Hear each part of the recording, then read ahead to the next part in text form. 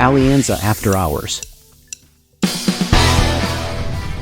Hola, muy buen día para todos. Mi nombre es David Cubides, soy el director de investigaciones económicas en el Grupo Alianza y bueno, estoy de nuevo con Felipe Campos, nuestro gerente de estrategia. Pipe, ¿qué hubo? ¿Qué hubo, David? ¿Cómo va todo?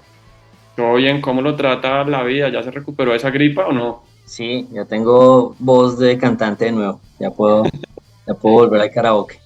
Apenas para venir a cantar acá las historias globales que tenemos esta semana. Exacto. Bueno, no, Pipe, qué bueno. Les queremos dar la bienvenida a nuestro nuevo episodio de la Alianza After Hours, un programa que sigue y sigue creciendo. Y bueno, Pipe, si le parece, arrancamos, entramos en materia con nuestro habitual vaso medio lleno y medio vacío. Listo, de una, David. Voy a hablarles un poquito de qué pasó esta semana en términos de los mercados y les cuento también un poco de noticias que salieron. Eh, bueno, si ustedes me preguntan dónde está el dólar, en los mismos 4.400 y algo pesitos, en realidad no pasó absolutamente nada. Y en general los activos financieros colombianos estuvieron estables en una mareada de noticias que uno dice, oiga, el mundo se debió haber acabado 3 veces durante la semana, la verdad no pasó nada.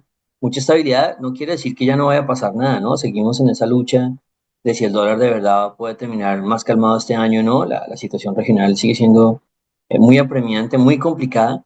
Y ahora lo mencionábamos con David, pues que todas nuestras teorías siempre están ancladas a lo global y lo regional. Es raro que Alianza le dé mucha importancia a lo local si no es temporal, ¿no? Llega una calificadora y hace un ruido, bueno, ahí le paramos bolas y ya. Pero pues no está ayudando el tema global ni regional, más que todo el tema regional. Entonces, pero en general los activos aguantaron, se estabilizaron y recibieron un par de noticias interesantes a nivel internacional y ahorita David nos cuenta las que recibió a nivel local, que también fueron bien, bien movidas. Entonces, digamos, la noticia más importante era el desempleo, que llega el viernes, eh, en donde, claro, nuestra esperanza es que el desempleo diera una señal clara de reinicio de la desaceleración económica para que la gente se calme con la idea de que Estados Unidos está bien y que el dólar tiene que seguir subiendo y que la Fed no puede bajar tasas. La tarea estuvo como medio cumplida. El dato de empleo en Estados Unidos sí mostró un deterioro, pero como hay dos encuestas, y ese es el tema que se han quejado muchos economistas, que voy a usar esa palabra varias veces como los malos perdedores, que yo ahorita voy a hablar de ser mal perdedor con el tema del dólar, pero con el tema del empleo, los malos perdedores, los que pensábamos que sí venía una recesión, que de pronto, o que más bien que una recesión es inminente, porque Alianza no ha pronosticado una fecha de recesión, pero sí está vigilando ese dato de empleo como el gran detonante. Una vez se generen menos de 100.000 empleos, decimos nosotros a nivel mensual, ya vamos a estar muy, muy metidos en el tema de la recesión. Pero ese es el problema. El problema es que en Estados Unidos hay dos encuestas que reportan mensualmente, es como para tener una foto más completa del dato de empleo en Estados Unidos, que de hecho es el dato más importante a nivel mensual, o siempre lo ha sido, sino que la inflación le quitó protagonismo recientemente, los últimos 2 años. Pero hay dos encuestas, una encuesta que se le hace a las empresas y otra encuesta que se le hace a los hogares y de verdad son separadas. O sea, realmente la metodología, el tamaño de la encuesta, eh, a quienes le preguntan son muy diferentes, entonces uno a veces tiene divergencias y las tenemos, siempre ha habido, pues, pero los últimos 2 o 3 meses han sido muy grandes, en que la encuesta de hogares dice que hay un problema enorme, que es la que de donde se saca la tasa de desempleo. Dice que hay un problema enorme y no podemos esconder que ha habido un deterioro en el tema del empleo desde hace tiempo, desde hace como 12 meses. Incluso los datos tremendos de empleo de hace 2 meses de Estados Unidos, la encuesta de hogares dijo, no, aquí no hubo ni creación de empleo ni nada, no me echen este cuento. Y se tiene la encuesta de establecimientos, que es una muestra mucho más grande, pero que tiene limitaciones, por ejemplo, este tema de empleos informales o de gente que ha trabajado un poco al mes o algo así, no lo tiene en cuenta, digamos que se sesga más hacia el tema de las empresas, sigue mostrando una generación de empleo tremenda. Entonces, el contraste se volvió a dar este mes. La tasa de desempleo en Estados Unidos regresa casi que a máximos históricos. Se sube del 4,1 que estaba al 4,25, 4,26. Así que uno dice, vamos bien, de nuevo nos rescata el empleo, la idea de que sí hay una desaceleración y que no nos podemos olvidar de eso, aunque el 90% de los economistas en Estados Unidos ya se olvidaron de eso. Pero de nuevo sale la encuesta de establecimientos y muestra que hay una generación de muchísimos empleos, de varios miles de empleos volviendo a la historia de aquí no hay ningún problema, aquí se están generando más de 150.000, 200.000 empleos al mes, la economía está fuerte. El contraste es tremendo. Hay una crítica que nosotros la mencionamos en alguna vez antes y es que de repente la forma en que se desestacionaliza, acuérdense que uno a veces en el año tiene movimientos muy grandes en las variables que siempre se repiten. Entonces uno dice, no, cuando se repiten siempre yo no puedo dejar el número así, debo corregirlo a ver si esta vez que se repitió más grande de la vez pasada que se repitió. Entonces el tema de desestacionalizar. Y han criticado mucho la forma en que se desestacionaliza ese dato de establecimientos, pues porque las desestacionalizadas son bien bravas, bien grandes. Pero bueno, les resumo el dato y si quieren mostramos el gráfico del tema de empleo ahí, donde esta es la línea azul es la tasa de desempleo en Estados Unidos, como les decía, regresa al 4.2, es casi 4.25, 4.26, muy cerca al 4.3 que estaba hace 2 meses, antes de que entráramos en este mundo de que Estados Unidos está bien y que ya no hay recesión y que los que hablan de recesión perdieron el año y están haciendo el oso. Vuelve la tasa de desempleo ahí arriba. También nosotros dijimos cuando la tasa de desempleo se deterioró, mejoró, perdón, bajó y se llegó a esta idea de que Estados Unidos estaba bien, dijimos, ¿sabe qué? Esperemos a ver si hay dos datos que se repitan y no hay dos datos, la tasa de desempleo ya está otra vez arriba, y este sigue siendo un elemento que a mí me llama mucho la atención, pero bueno, el mercado todavía no tiene una resolución porque tampoco se ha superado, ha subido el 4.3 que estuvo hace unos meses y como les digo, la encuesta de establecimientos dice tranquilos, aquí estamos en coche. Y ahí le pusimos una línea roja rara a esta gráfica que es simplemente la media móvil de 50 meses, o sea, realmente es solo para mostrarles que sí se está dando un cambio de tendencia en la tasa de desempleo, que lo mostramos hace 4 o 5 meses, que sigue siendo nuestra preocupación. Pero esta teoría tampoco es que sea eternamente. O sea, yo no puedo decirles todos los meses que los cálculos están malos, pero después se verá que ahora sí vienen los buenos. Entonces lo que hemos dicho es dos condiciones. Una, lo que ya les dijimos, que la encuesta de establecimientos de verdad comienza a mostrar menos de 100.000 empleos mensuales generados cada mes. Y la otra es que la tasa de desempleo ya se dispare por encima del 4.3, 4.4, que ya va a ser imposible que el mercado lo frene. Pero esto, como les digo, y ustedes como lo ven ahí en la línea azul, cuando se dispara, se dispara. Cuando atraviesa la media móvil, que es la línea roja, no frena. Entonces, esta teoría no puede aguantar mucho más. O sea, es 3, 4 meses y si la tasa de empleo no se dispara, ya uno no puede andar con la excusa de que de pronto los cálculos están mal. Entonces, ¿qué hizo ese dato finalmente? Dado que fue mixto, entonces los bonos se valorizaron y se calmó un poco digamos, los nerviosismos del test, pero el dólar sigue fuerte. Entonces seguimos con este enfrentamiento de fuerzas para que el dólar no se suba en Colombia a los 4.500 pesos y no nos va a quedar mal. Sigue teniendo la fuerza internacional, que es como mixta, como les digo, sí, pero no, pero esta tasa de desempleo no es suficiente para tumbar el dólar en Estados Unidos y calmarlo en la región. Pero la tasa de desempleo sigue diciéndole a uno que hay algo pasando raro. Entonces ahí le dejo esa noticia. Solamente, Pipe, para comentarle ahí cuando usted dice esto, esta teoría no aguanta mucho más meses para decir estamos en lo cierto o no. Acuérdense que también escuchábamos por ahí el tema del empleo público, ¿no? En medio de las elecciones, cómo se dieron muchas contrataciones de sí, personas que apoyaron un poco en este sector, que uno decía, oiga, me queda un poco la duda de si esa tasa de desempleo realmente está reflejando la situación de la economía americana estructural o es un tema un poquito más coyuntural en medio de las elecciones, que bueno, ya vimos que al final no sigue el mismo partido en la Casa Blanca, pero que de repente sí se pudo haber acelerado esa contratación pública para intentar mejorar la situación y vender esa historia en las elecciones, ¿no? Sí, y de hecho, ahí eso está conectado con la desestacionalización. Si usted contrata un montón de gente adicional por ser un año de elecciones, usted tiene que tener en cuenta que no es normal, que no es que esté generando empleo permanente y tiene que corregirlo.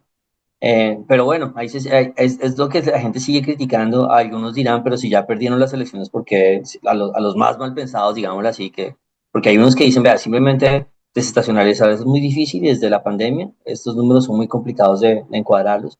Lo que pasa es que hay quienes critican, sí, pero siempre, siempre cuando se corrigen es para abajo. O sea, llevamos varios años diciendo, perdón, nos equivocamos con la estimación de empleo y les vamos a decir que no estábamos creciendo en esa época, si no era la mitad. Y uno dice, siempre para abajo, ya hay algún problema metodológico, hay algo raro.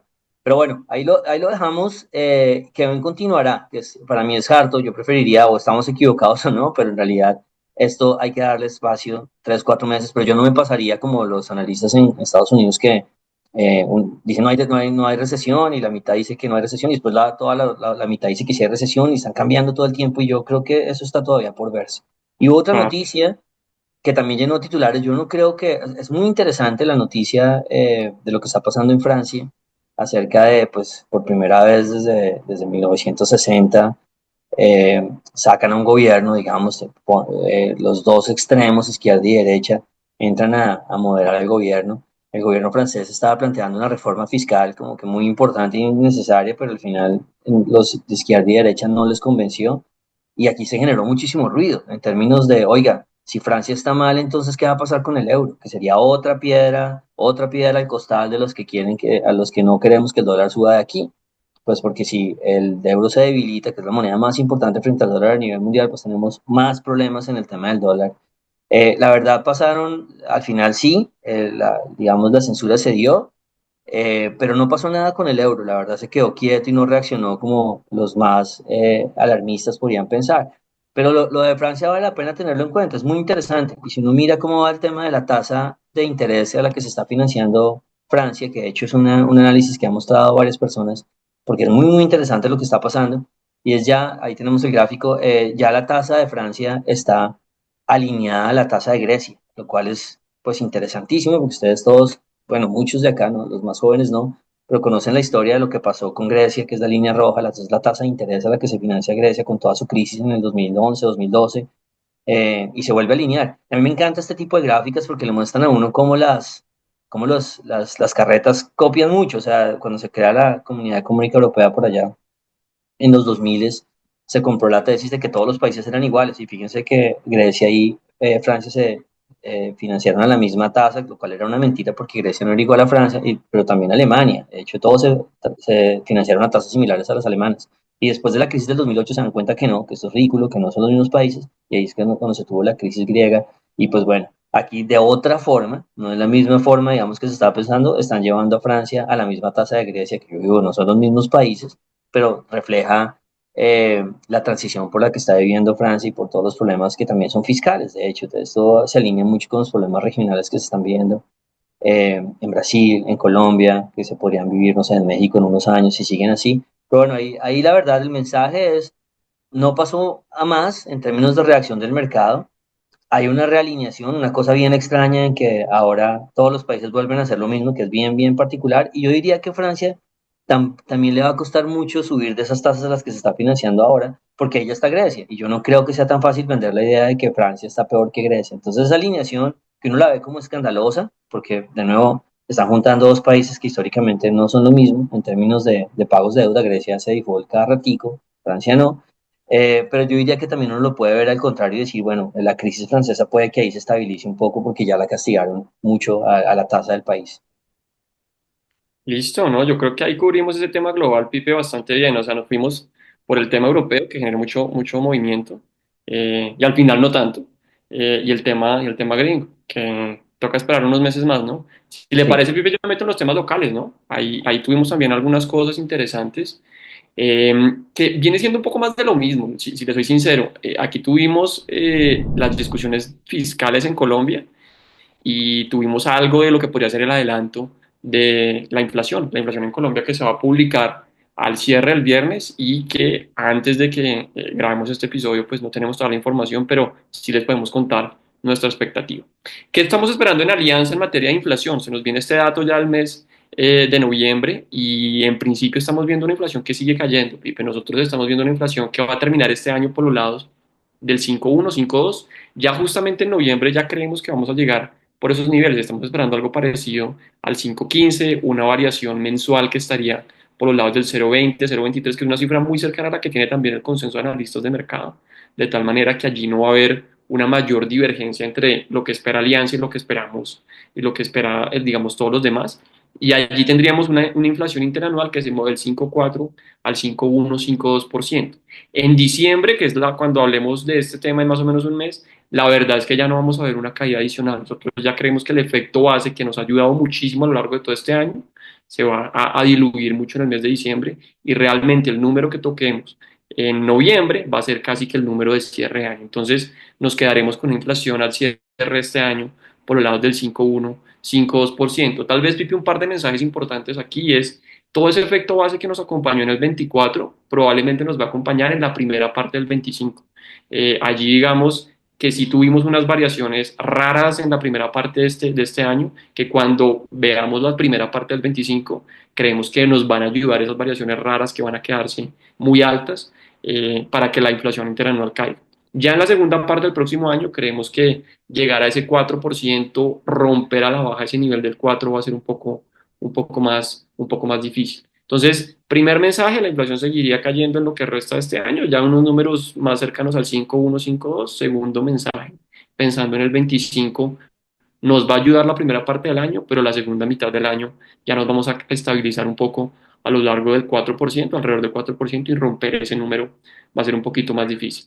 Tuvimos datos de precios al productor, Pipe, que subieron, entonces allí puede contravertir un poco la tendencia de los precios al consumidor. Los precios al productor subieron, digamos, no en menor medida, subieron de una manera importante del 1 al casi 4,8%, entonces allá hay algo de presión por los lados del productor, pero por el lado del consumidor todavía creemos que puede haber algo de espacio para la moderación, como le decía. Entonces, primera historia, precios en Colombia con una tendencia bajista todavía en lo que resta de este año. Entonces, Venga, le interrumpo ahí en esa historia, porque a mí me llama mucho la atención lo que usted nos dice que la inflación puede llegar al 4 el primer semestre sin mucho problema, que creo que de hecho el banco dice incluso vamos a ir al 3,5 en algún momento del próximo año, ¿no? Es bastante, tiene bastante confianza. Eh, y lo que nosotros vimos en la región, porque Colombia vive, digamos, la parte positiva de lo negativo es que Colombia vive como en una máquina del tiempo, tenemos uso de una máquina del tiempo, y es que todo lo que está pasando en Colombia ya pasó en la región con un año de anticipación, porque nuestro choque se prolongó muchísimo, pero al final el proceso de normalización del mundo lo vivió Colombia igual que la región, y pues no le subimos a la gasolina, o sea, hubo unos elementos que generaron algunas distorsiones, pero el mundo hizo lo mismo y Colombia lo está siguiendo, que fue eso mismo. Llegar a la inflación a algunos países al 3 fue fácil, fue relativamente, como dice David, corregir efectos bases. O sea, si usted tenía un mes que está chocado y llega el mes siguiente del otro año y ya no tiene choque, pues usted comienza a corregir esos efectos. Y llegaron fácil al 3 y fácil al 4. En la región particularmente llegaron fácil al 4. Así que yo me voy por listo, vamos a llegar al 4 y no debería haber tanto rollo. Pero entonces si uno sigue viendo la región, el problema es que ahí comenzaron rebotes hasta el 5, que no es el fin del mundo. O sea, la verdad, yo creo que también la región está comprando la idea de que nosotros habíamos vencido la inflación y que es que la inflación, no, la inflación es un animal vivo que se estaba muriendo a nivel mundial y que ya no, que ya está despierto. Entonces yo también creo que, yo sí creo que estamos haciendo mucho escándalo por el rebote de 4 a 5, pero como nosotros somos los últimos que comen en los últimos perritos en la fila que están haciendo para comer, pues nos toca preocuparnos más por la inflación que otros. Y aquí le dejo la última idea y es esta idea de repente que nos pase lo mismo que Brasil, porque ese es un riesgo terrible, ¿no? La inflación comenzó a rebotar, pero no solo la inflación comenzó a rebotar, sino que el rebote de inflación detonó un choque gubernamental en donde el gobierno definitivamente está sin importarle para dónde va el déficit. O sea, realmente no es el mensaje que ha dado Colombia. Colombia ha sido mucho más. Sí, sí, ha hecho cálculos mal, se le ha subido el déficit y todo, pero es mucho más sensato en tratar de amarrar los números. El gobierno brasilero tiene los números disparados y termina uno con el Banco Central subiendo la tasa, con los bonos brasileros al 14%, una cosa, piensen pues que Colombia estuvo en ese nivel y ya están sus bonos al 9 y al 10. Una crisis de nuevo, entonces lo que yo les diría es, obviamente uno no puede decir que vamos a seguir ese camino, pero por lo menos los próximos 6 meses tenemos el amigo del efecto base. O sea, los próximos 6 meses podemos ir al 4 y como dice David, no debería ser tan difícil. Obviamente siempre nosotros no podemos predecir choques. Si llega un choque, pues lo miraremos, ¿no? Si el dólar se va a 5.000, pues lo miraremos, porque eso va a frenar un poco la bajada de la inflación y puede ser grave. Pero en principio los problemas para Colombia yo creo son cuando lleguemos al 4 y de pronto nos cueste trabajo bajar del 4. Pero eso lo que les digo es, a no ser de que el dólar haga algo muy extraño, yo creo que tenemos 6 meses todavía de vida antes de como hacer historias de ciencia ficción como la brasilera. sí, total, no, no, ese tema, pues yo creo que va a ser un problema de más adelante, como usted dice, o sea, ahí de repente nos queda Gabela 6, 7 meses, porque la inflación va a seguir ayudando. Yo le diría a Pipe que un problema un poquito más cercano es el tema fiscal, que las discusiones, y aquí les trajimos otra noticia a nuestros amigos que nos ven y nos escuchan, es un tema que ha tenido noticias muchas en estas últimas semanas y días. Ahí tuvimos, Pipe, el tema de la ley de financiamiento, que todavía están dando en el Congreso, pero bueno, vamos a ver qué sucede con el nuevo ministro que están nombrando, el gobierno Petro. Tenemos también el tema del recorte presupuestal que les decíamos en el programa anterior, oiga, aparentemente no va a ser suficiente. y tenemos ahora un tema que es un poco más estructural, no es una presión de corto plazo, pero sí los analistas pueden estar ahí tomando nota, y es el tema del SGP. Sobre el SGP, Pipe, al final pues ya se logró lo que se sabía, ¿no? Y es que en el Congreso iba a pasar, solamente faltaba un debate en Cámara en donde el gobierno pues tenía mayorías y estaba muy bien ambientado este tema de la reforma del Sistema General de Participaciones, y pues termina pasando a lo largo de esta semana, muy rápidamente, y nos termina ahora solamente faltando la conciliación y esa ley de responsabilidades en donde al final el gobierno tiene que tramitarla para decir, bueno, yo les voy a dar más plata a las regiones, sí, pero ahora con qué responsabilidades se van a quedar. ¿Qué es lo que se van a quedar a cargo de qué? Hacer qué tipo de proyectos van a gastar más en infraestructura, en educación, en salud, qué sé yo, ¿sí? ¿Qué responsabilidades fiscales les van a quedar? Entonces, en principio, pues no hay mayor novedad en el frente. Aquí las cosas pasaron como se esperaba, pasó en el Congreso, pero sí nosotros, Pipe, notamos pues algunos anillos de seguridad que de repente ponen un poco más tranquilo a los mercados, y fíjese que al final, como usted decía al principio, no terminaron destrozándose. Uno, porque ya venían leyendo que esta cosa iba a pasar, y dos, porque como le digo, pues hay un par o tres cosas importantes que terminan quedando dentro del texto, entraría ahora a conciliación entre Senado y Cámara. Número uno, este tema de la ley de competencias, que como le digo, pues ahora dicen sí le va a dar más plata a las regiones, pero ¿con qué se van a quedar ustedes? Es decir, ¿con qué responsabilidades? ¿De qué se van a encargar? Número uno. Número dos, también queda dentro del texto un par de palabras importantes, y es que si bien se hace una reforma de este sistema de participaciones, tiene que haber una compatibilidad fiscal.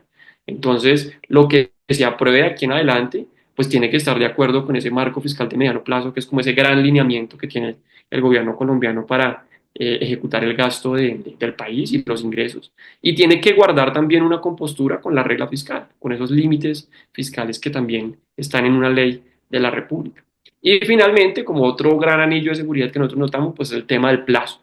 Esto no va a ser un problema de hoy y de mañana, sino va a ser un problema de aquí al 2000, arranca en el 2027 y tiene 12 años para implementarse completamente, es decir, movernos del actual 24% que se le transfiere a las regiones a algo más cercano al 40%, no ya que a mañana, sino como le digo, en 12 años a partir del 2027. Entonces, esos puntos, Pipe, yo le diría que al final intentan balancear un poco las cosas. Claramente es un golpe a las finanzas públicas, tendremos que ver cómo sale esta ley de responsabilidades pues de competencias, como realmente se le denomina, pero en principio pues al final los mercados no terminan reaccionando mucho, dado que ya estaba cantado, ya se sabía que se iba a aprobar, y pues tiene estos anillos de seguridad ahí en la mitad que pueden hacer el golpe un poquito más suave. No es que a uno no le duela, pero de pronto vino el golpe con el guante de boxeo que no quedó pegando tan fuerte como uno pensaría. ¿Cómo lo ve? Sí, digamos que este tema, bueno, primero, cuando ya uno lo ha hablado mil veces, que ustedes ya están cansados de oírlo en el podcast, los mercados no van a reaccionar a ese tipo de noticias. Y eso fue lo que pasó. Ya cuando había pasado en Senado, iba a pasar en Cámara, entonces no hubo fuegos artificiales aquí, eh, como no lo hubo con la elección del nuevo ministro de Hacienda, que ya vamos a hablar de eso. Eh, Número dos, sí hay temas, los temas fiscales son muy bravos, son muy serios, pero yo creo que aquí ya lo que va a hacer los inversionistas es esperar a que hable Standard Poor's, esperar que el nuevo ministro haga lo que pueda hacer, dé las señales que pueda dar, y que Standard Poor's nos diga, ojalá el próximo año, que no sea este, nos diga sí o no. Y ahí hablábamos un poco del tema de, bueno, de cuándo es el mes que va a hablar, nada de eso lo podemos saber, pero generalmente cuando ellos tienen información importante, un gobierno que ya se le está, el taxímetro ya se le va a cumplir, digamos, porque ya hasta desde enero del año pasado avisaron del Outlook, pues uno sabe que cuando el gobierno trata de hacer reformas y trata de organizar la casa y no puede o sí puede, ya la calificadora habla. Y ahí es donde yo creo que los mercados van a reaccionar, como ya les contamos, nosotros creemos que es una reacción de corto plazo, que puede ser agresiva, eh, pero que después se va a moderar y hay que esperar a que salga eso. Entonces, yo creo que el tema fiscal ya simplemente queda en manos de Standard Poor's, bueno, del ministro de Hacienda, de lo que, nuevo ministro de Hacienda, lo que pueda dar de señales, y si Standard Poor's se convence o no en los próximos meses, ojalá no semanas, ojalá meses, y ahí volvemos a tocar el tema. No es que los mercados no les importe, es que ya los mercados sabían todo esto, ya no hay nada nuevo aquí. Sí, no, efectivamente, no hay nada nuevo. Lo nuevo, como usted dice, pues es la salida del ministro Bonilla, y ahora queda el Ministerio de Hacienda a cargo de Diego Guevara. Aquí, Pipe, tal vez el comentario es, pues nosotros vemos que el nuevo ministro de Hacienda pues tiene una línea de responsabilidad fiscal. Y eso va a ser muy importante pensando en las calificadoras. Hace poco participaba en algunos foros y decía, mire, vamos a ver cómo manejamos con la caja para intentar cumplir la regla fiscal. Entendemos que hay un faltante, entendemos que el gobierno ha hecho un esfuerzo para recortar el gasto, pero todavía falta una plata. Bueno, tendremos que ver cómo manejamos con el gasto adicional y con la caja a final de año para cumplir con el número que nos pide la regla fiscal. Diego Guevara, pues es, Pipe, básicamente una persona que ha estado mucho en la academia, ha sido investigador, ha sido profesor de varias universidades y desde el 2022, desde que ganó el presidente Petro, de hecho ya venía acompañándolo antes en la campaña, yo creo que nosotros alcanzamos a sentar Pipe con ellos en algún momento y les escuchábamos las ideas, pues al final desde el 22 ya está participando en el Ministerio de Hacienda, es decir, lo bueno es que hay un continuismo, hay alguien que ya conoce el ministerio, que ya conoce los problemas que existen actualmente, era hasta antes del nombramiento del viceministro y pues ahora asume la cartera de propiedad. Entonces lo bueno es que hay un continuismo y también lo bueno yo le diría a Pipe es que reconoce que hay unos problemas fiscales y que se tienen que manejar. Entonces ese nombramiento pues fíjese que al final también para los mercados pasó casi que desapercibido. De hecho la tasa de cambio al otro día, como no sucedió, acuérdese cuando salió Campo, la tasa de cambio esta semana pues más bien bajó en la oportunidad anterior que se hubo el cambio de ministro de Hacienda, hubo unos movimientos, digamos, alcistas en aquella oportunidad. Sí, sabe que lo que usted acaba de decir me recuerda mucho lo que dijo el codirector Jaramillo, uno de los codirectores del Banco de la República, cuando le preguntaron qué tanto le preocupaba los nuevos nombramientos, que los agentes del Banco de la República, los nuevos nombramientos el próximo año, cuando reemplacen a dos de los cuatro que uno cree que van a salir porque vienen eh, que fueron nominados en el gobierno anterior. Y él decía, hombre, la estabilidad del banco, bueno, mil cosas que son ciertas. Y la independencia de la gente que ha llegado, una vez llega al banco, es bastante independiente, pero él decía, lo que uno necesita al final es que la persona que llegue esté de acuerdo en lo básico, ¿sí me Ujú. entienden? Y eso es muy importante porque si ustedes me preguntan, ¿el nuevo ministro está de acuerdo en lo básico? Yo diría, está de acuerdo en lo básico. Uno puede tener mil ideas de qué debería pasar, el nuevo ministro de hecho tiene varias ideas sobre si se debe imprimir dinero o no, si eso es inflacionario o no, yo estoy en desacuerdo, pero tiene unas ideas bastante heterodoxas sobre la financiarización de los mercados y cómo está dependencia de los bancos. Bueno, tiene ideas bastante heterodoxas que uno diría, no, pues esta persona va a llegar a cambiar todo, pero él entiende y lo ha dejado clarísimo la importancia de la estabilidad macro, la importancia de responder por los compromisos fiscales. Y eso es lo básico, eso es lo básico, sí, porque definitivamente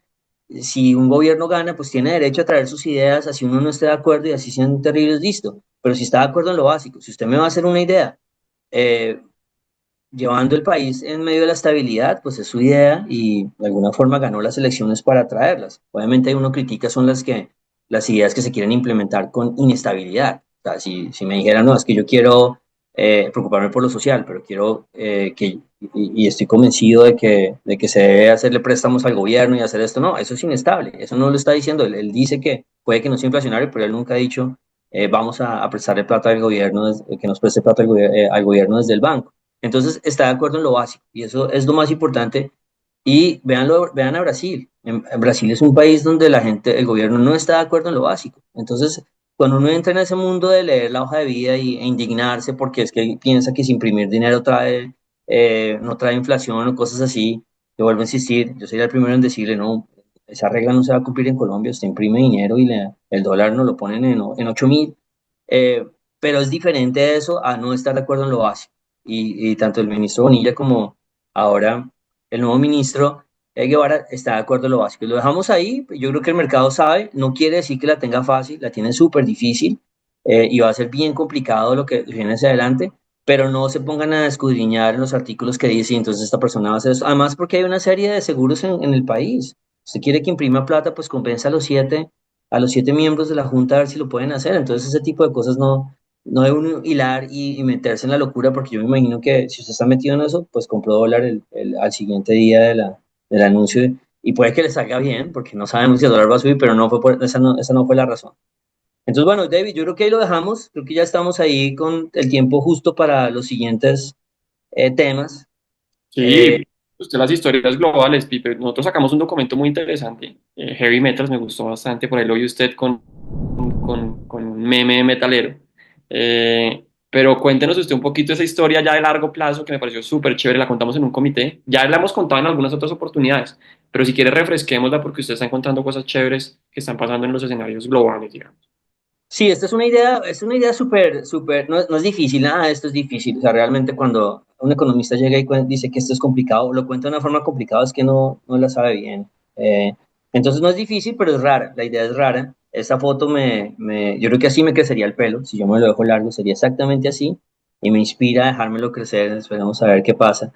Pero bueno, la idea era hablar como de estas ideas de largo plazo que nosotros las llevamos contando hace 15 años y una de las razones principales por las que Alianza está como en vigilia eh, o en vigilancia más bien de cuándo se va a dar un cambio de ciclo importante.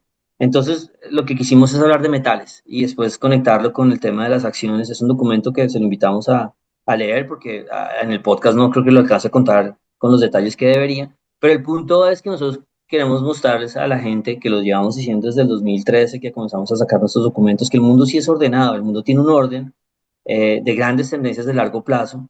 Y en este caso hablamos de cuál es el papel de los metales o el papel del oro puntualmente, si que vamos mostrando los gráficos de una vez, eh, en este gran orden del mundo. Entonces ahí en esos gráficos traemos a las acciones en Estados Unidos, que por supuesto es el activo por excelencia y es el activo que refleja el apetito por riesgo, que es la línea azul que ustedes ven ahí, y tiene sus grandes ciclos de valorización acelerada y estancamiento y valorización, estancamiento que se llama los ciclos seculares bursátiles, eso está estudiado.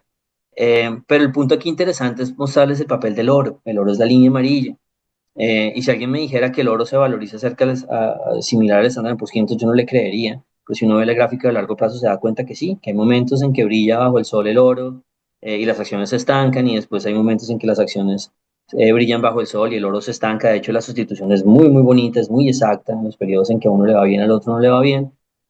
Así que el oro es importante. El oro, como tal vez véanlo como representante de lo seguro, de lo tangible, eh, de lo que usted puede ver, observar o almacenar, como esa esencia de lo que ha sido el oro desde siempre, el que no cambia, y las acciones como reflejo del apetito por riesgo. Y el mundo, como les digo, se turna, y los últimos 14 años han sido solo apetito por riesgo, solo la línea azul subiendo y por supuesto el oro estancado. Ahí ponemos el cobre porque nos va a servir mucho para la segunda historia.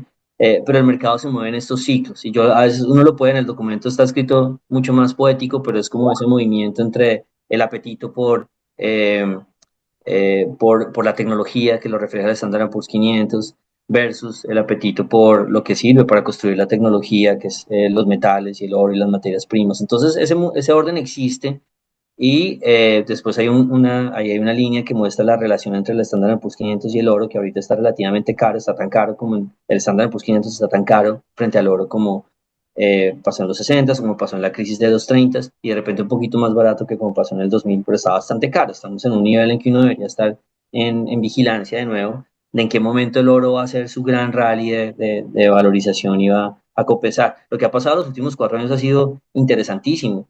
Y es que no ha habido, es muy similar, de hecho, al final de los 60, si ustedes quieren ponerle esa comparación, que es la que más encuentro yo parecido, de que van a venir choques inflacionarios y choques de materias primas y todo esto, que es lo que yo creo que va a pasar los próximos 15 años, por esa estabilidad en la que las acciones suben a la misma velocidad que el oro, no lo hemos vivido mucho tiempo y es lo que hemos vivido ahora. Si usted compra una unidad de oro los últimos 4 años, ha hecho la misma plata que en el Standard Poor's 500. Entonces es muy interesante. Esto lo que le dice a uno es que uno le da una herramienta más bien de cuándo ver, cuándo se va a dar el cambio de ciclo. ¿Cuándo se va a dar? Pues cuando el oro comience a rentar mejor que el Standard Poor's 500. No quiere decir que el oro vaya arriba y el Standard Poor's 500 abajo, puede ser los dos abajo, pero las acciones más rápido que el oro, o pueden ser los dos arriba, pero el oro más rápido. Pero esos son los elementos que Alianza ha construido como de ciclos de largo plazo. La primera vez que hablamos de esto fue en el 2013, cuando nosotros decíamos el oro se murió y el Standard Poor's 500 se fue para arriba, cambio de ciclo, Colombia va a perder el grado de inversión. O sea, hicimos unas conexiones de ideas súper locas en ese momento que 10 años después se materializaron. Entonces nosotros estamos en vigilancia en qué momento cambia esa relación entre el Standard Poor's 500 y el oro. Y fíjense en los otros gráficos, en los siguientes, que aquí sigo hablando de ciencia ficción, de esas cosas de largo plazo que toman tiempo, que no son para que se tome decisión, pero para que se dé cuenta que el mundo sí está organizado, que no es que salió esta noticia y yo no sabía y entonces me equivoqué por eso, pero la próxima sí me ayuda. El mundo tiene grandes tendencias y ustedes ven ahí en el gráfico de la derecha que es la misma relación entre las acciones y el oro, que son el espejo del dólar, lo cual tiene todo el sentido, el dólar a nivel mundial, del de XY. Pues si usted quiere Standard Poor's 500, más que el oro que ha sido los últimos 14 años. Usted quiere dólar, pero el ciclo anterior, el del 2000, usted no, usted quería más oro que Standard Poor's 500 y por supuesto no quería el dólar. Entonces hay orden en el mundo. Lo que estoy diciendo es que esto no es tan arbitrario como uno cree y llevamos 14 años de una dirección y antes de esos 14 años tuvimos 9 o 10 años de la dirección contraria y en los 90 tuvimos 10 años de la dirección actual, que es muy simple, por eso hay muchas similitudes entre los 90 y lo que estamos viviendo ahora. Pero digamos que esto es un mapa. Si usted quiere llegar a un sitio, yo siempre digo, si usted quiere llegar a una dirección, no le sirve con que sea calle cuarta con carrera quinta, porque usted no sabe ni qué país es, ni qué ciudad es, entonces nunca la va a encontrar. Esto para mí es en que usted sepa en qué país está, en qué ciudad está y listo. Sigamos la dirección, que ya dependerá de qué hace la Fed, de que si hay un choque de inflación nuevo o no, y todas las cosas de corto plazo. Pero eso es saber en qué país está usted ubicado. Y esto lo que nos da es un mapa de señales de en qué momento se va a liberar todo el valor que ha estado concentrado en el oro, en las materias primas, en el cobre, como les mostrábamos antes, y en general en todas las inversiones que son alternativas o que son sustitutos de Estados Unidos y del dólar. Y la segunda parte del documento, que yo creo que ya me voy quedando sin tiempo, lo que muestra es, entonces alguien me diría, bueno, listo, para comprar Colombia y comprar Latinoamérica y toda esta historia de materias primas, pues toca esperar a que el oro le vaya mejor que el Standard Poor's 500. Yo diría, sí, para que la bolsa se multiplique por 5 o por 6 o por 7, que fue lo que hizo en los 2000. Pero eso no es lo que estamos tratando de pronosticar acá, que aquí queremos es meterlos en el corto plazo. Y lo que mostramos es la importancia de la materia prima, de lo que produce cada uno de estos países, ya hablando en la región, eh, frente al comportamiento de la bolsa. Entonces las líneas azules son las bolsas de cada uno de los países. Ahí está Chile, la bolsa chilena, el ETF, o sea, en dólares, y la bolsa peruana. Y ustedes ven la altísima correlación que tenía con el cobre. Ustedes ya saben que el cobre está persiguiendo al oro, ¿no? Y le ha ido muy bien. Y uno ve que hay una correlación enorme hasta el 2019 y 20, manifestaciones en Chile y pandemia, y ustedes ven la separación que es de 81%. Así es como una forma de medir ya otra cosa diferente. Ya no es este trade cíclico, sino una forma de medir, oiga, por lo menos deberíamos estar pegados al cobre, como lo estaba antes. Y si alguien dirá, no, es que hay muchas cosas que están pasando ahí, la pandemia, de pronto la correlación se rompió por muchas otras cosas, y aquí la correlación es perfecta. Lo que les estoy diciendo es que durante 15 años usted compraba una onza de cobre y era igual que comprar una unidad de HS en todo, en la volatilidad y en magnitud. Pero si ustedes ven el gráfico de abajo, que es Perú, ustedes se dan cuenta que no hay tal separación. Perú sí se separó de pronto durante la pandemia un poco, pero ya casi está unido al cobre. Entonces, Perú está funcionando algo que no está funcionando en Chile. ¿Y qué diferencia esos dos países? El tema político. Y es en Perú, que de hecho se ha llegado a un extremo en términos políticos, en que ya el Ejecutivo no tiene poder, pero al mismo tiempo cuando el Ejecutivo no tiene poder, pues usted no tiene ruidos de que un Ejecutivo pueda cambiar algo mucho en el país, mientras que en Chile sí. Entonces hay un gran hueco y así es que nosotros decimos, en Chile hay una oportunidad política si el próximo año las elecciones giran hacia estabilidad, hacia centro derecha, como se cree, y ese espacio que tiene por llenar. Y esto va a ser muy importante porque todo el próximo año para nosotros ahí el mapa va a ser Chile. Si Chile se despierta, entonces, al igual que nos mató Chile cuando tuvimos, en términos bursátiles, no quiero meterme en términos políticos, cuando se dieron manifestaciones contiguas en los dos países desde el 2019, pues Colombia persiguió a Chile completamente. Así que si Chile se despierta, entonces Colombia se despierta. Ustedes ven ahí la matriz exportadora, ustedes ya entienden por qué el cobre es supremamente importante para estos países. Y en el otro gráfico, ahí termino la historia porque estoy súper sin tiempo, vemos la misma historia para Colombia, cómo se separa de su materia prima, que es el petróleo, mismo eje, que yo no estoy haciendo trampa de nada, les estoy mostrando que comprar una unidad del Colcap en dólares era igualito que comprar una unidad de petróleo hasta el 2021, que ahí es donde nos separamos y nosotros tenemos nuestras manifestaciones del 21 y el hueco es 94%. Es una forma de estimar el castigo político que tienen estos países, midiéndolo frente a su materia prima, sin meternos en el tema cíclico. En el tema de esto se va a multiplicar por 1000 porque el oro le va a comenzar a ganar el Standard Poor's 500. Y Brasil finalmente lo comparamos, el último gráfico a la derecha lo comparamos con un índice de materias primas y ustedes ven el hueco ahí 105%. Hace poco también lo comentábamos con David escuchando eh, en este caso era el presidente actual de Brasil, el discurso es como si usted póngale a hablar español, pues porque lo dijo en inglés, de hecho habla muy bien español, póngale a hablar español y cámbiale Brasil por Colombia y es lo mismo. Él dice, bueno, Brasil está mucho mejor que Colombia, de hecho, en términos económicos y en términos de balanzas comerciales y eso, pero él decía, lo único que nos impide poder aprovechar este momento brasilero es la incertidumbre política, que es bravísima, ¿no? Un déficit fiscal que va llegando al 10% es una locura, es que no es Colombia. En Colombia estamos viendo a ver si es que el déficit va a ser en lugar de 4,5, 5,5, ¿no? Allá ellos tienen el déficit al 10 y andan en rollos bien grandes. Ahí termino la historia, básicamente hay dos mensajes y hay dos oportunidades en la región, una política que se ve muy bien, que se va a ver en Chile, la vamos a perseguir en Chile frente al metal, frente al cobre, y después en Colombia ya será más adelante, no sé cuándo arranquen, y hay una oportunidad cíclica que todavía estamos midiéndola porque el apetito gringo está todavía disparadísimo. Como se dé el cambio de ciclo, para terminar la historia, puede ser de mil formas, puede ser que haya una recesión, todo se caiga, o sea, realmente hay muchos elementos que no sabemos cómo se van a terminar desarrollando. Y ahí termino la historia para contarles lo del meme en 2 o 3 minutos y nos vayamos al tema del calendario para no dejarlo sin meme de la semana. Entonces el meme de la semana, pues es de este tipo que va a las fiestas y que puede ser cualquiera de nosotros en cualquier momento. Yo creo que todos hemos sido ese tipo. En este caso, pues él no entiende por qué ni los TEDs, ni el dólar, ni las acciones le pararon bolas al cambio de ministro de Hacienda. Dice, esta gente no se dio cuenta que cambiaron el ministro de Hacienda y usted ya lo mencionó. No pasó absolutamente nada en los mercados. ¿Por qué? Porque ya lo había descontado, porque lo político ya tiene mucho menos influencia. A lo que nos interesa es para dónde va el déficit fiscal y si las calificadoras van a hablar, ya lo político, ya nos agotamos de lo político, porque de pronto se necesitaba ese cambio, porque ya el ministro anterior ya estaba como con muchas cosas, cargando muchas cosas y de pronto esto libera un poco la mente. Y finalmente, como les digo, porque hay noticias que pueden ser más importantes. Y ahí repasamos un poquito unas tablas de cómo lo político pierde dinamismo cuando usted comienza a cambiar mucho la gente. Entonces, ya les hablé de Perú. Entonces, ahí tenemos una tabla de los presidentes en Perú, pues desde el 2016 Perú ha tenido pues 6 presidentes, entonces ya usted no dice en Perú, uy, no sé, ¿qué tal que gane tal persona? Pues qué tal nada, pues si ya hemos cambiado por todos los nombres posibles y todos los perfiles, pues a usted no le importa quién vaya a ganar en el próximo y la aprobación presidencial la mostrábamos antes, está como al 6%, o sea, realmente ese puestico se perdió. Yo no tengo ni idea qué va a pasar en Perú hacia adelante, pero ustedes se dan cuenta pues es una gran economía con un endeudamiento súper bajito y los activos están, la máquina sigue funcionando, los activos siguen funcionando y las correlaciones funcionan. Y un último gráfico que mostramos los ministros de Hacienda en Colombia, aquí me estoy copiando un poco de la idea que se le ocurrió a nuestros amigos de Banco de Bogotá, eh, que mostraron cuántos ministros de Hacienda ha tenido cada uno de los gobiernos, pues nosotros como queremos ser más inteligentes, entonces decidimos mostrar que ha durado cada uno de estos ministros. Obviamente el mensaje es muy interesante, el que ellos plantean, y es, pues, pocos gobiernos han tenido tantos ministros. Obviamente, cuando se ve los tres de Uribe, pues es que fueron tres en 8 años. Santos solo tuvo dos en 8 años.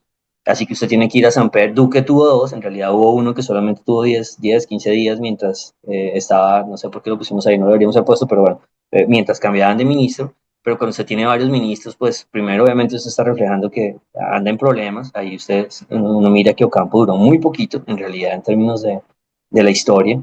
Eh, y ahora, pues este cambio forzado de Bonilla muestra pues que hay muchos ministros y que ya de pronto usted dice, pues ya no, ya el problema es otro, ¿no? Probablemente el ministro que me traigan ya es otro problema, el que viene. Claro que los mensajes del ministro Diego Guevara van a ser muy importantes, pero pues muestra uno que cuando ya uno comienza a cambiar mucho a sus jugadores, pues de repente el problema está en la banca, ¿no? El problema no está en la cancha.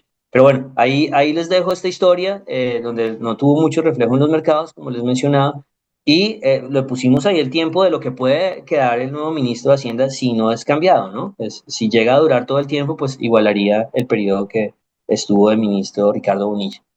La mitad y la mitad, sí, básicamente. No, Pipe, muy bueno. Oiga, me quedo con esas palabras del trade político, ¿no? O sea, Chile como experimento el próximo año. Y de repente ya eso puede ser como abrir la puerta para lo que se venga en el 26 en Colombia y en Brasil. Es que acordémonos que Colombia y Brasil tienen el mismo año y allí las cosas de repente se pueden alinear muy bien para un momento, un super boom latinoamericano, ¿no?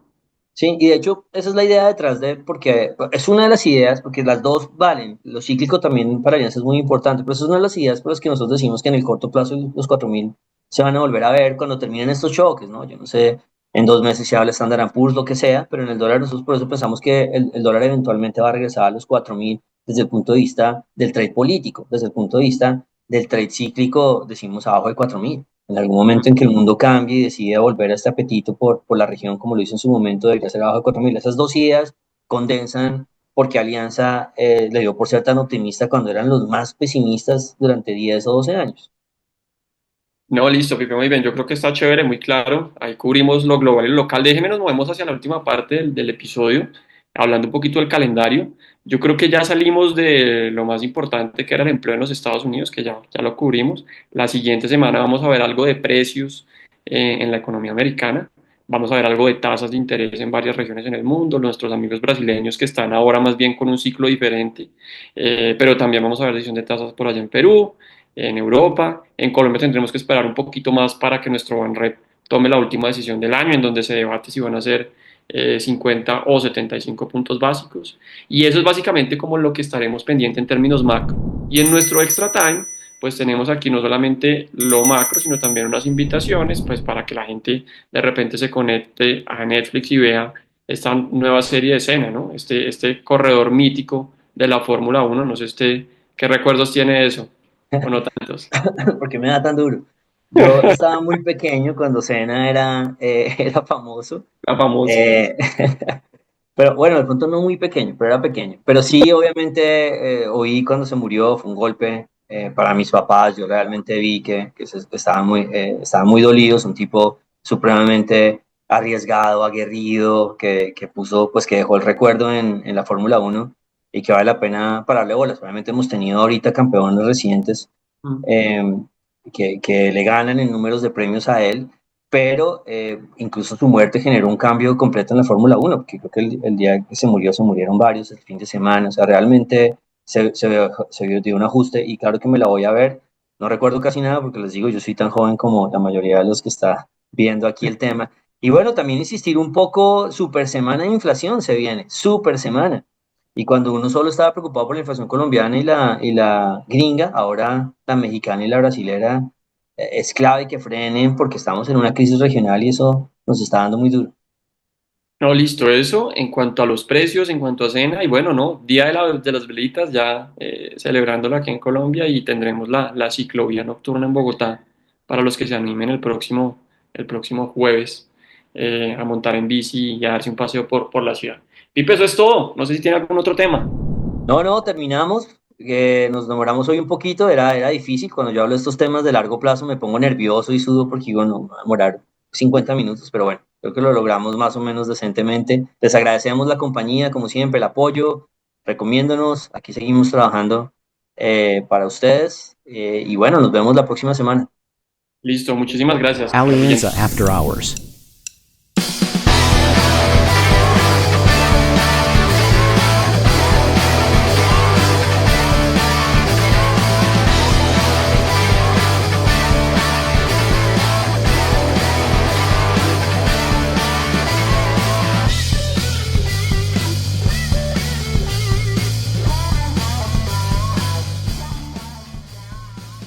Nada de lo que se discuta aquí debe ser considerado como recomendación profesional para realizar inversiones. Las opiniones aquí expuestas no buscan imponer términos ni condiciones comerciales o legales ni tampoco se constituyen en suministro formal de información al mercado de valores. Adicionalmente son opiniones personales y no representan las de Alianza Valores o Alianza Fiduciaria. Se recomienda consultar con un asesor comercial que entienda sus necesidades de liquidez, horizonte de inversión y perfil de riesgo antes de invertir en mercados financieros. Escuchar el podcast de Alianza puede tener efectos secundarios como ser muy sesgado en dólar, ver figuras técnicas en la naturaleza y hablar de inflación en reuniones familiares.